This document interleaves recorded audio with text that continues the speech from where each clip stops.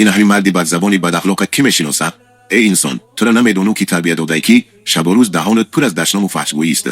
از الله که نترسیدی، کم از کم از بندگان شرم بکن.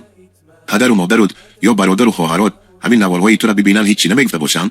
و در آینده فرزندات پدری بی تربیت دشنام چیشون ندیده چی میگفته باشن؟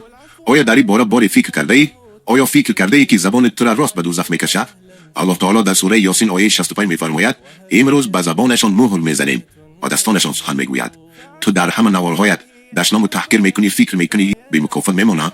در روایت بخاری و مسلم آمده است که پیامبر خدا درود خداوند بر او بار میفرماید بنده سخن میگوید که به آن اهمیت نمیدهد ولی به سبب آن وارد دوزخ میشود. تو فکر نکن که دشنام و تحقیر کردن مردی است. مردی آن است که سخنی خوب گفتند یا خاموش بودند. دشنام نشانه ایمان نیست، نشانه فساد است. روز زبانت، انگشتانت، نوارهایی که میکنی همش بر ضد تو شهادتی میدهند. اگر امروز باز نیستی، فردا مرگ تو را مجبور میکند که باز استی. قبر زبان تلال میکند و روز قیامت با سری خم و روی سیاه و با پشیمانی به میدان محشر حاضر میشوی.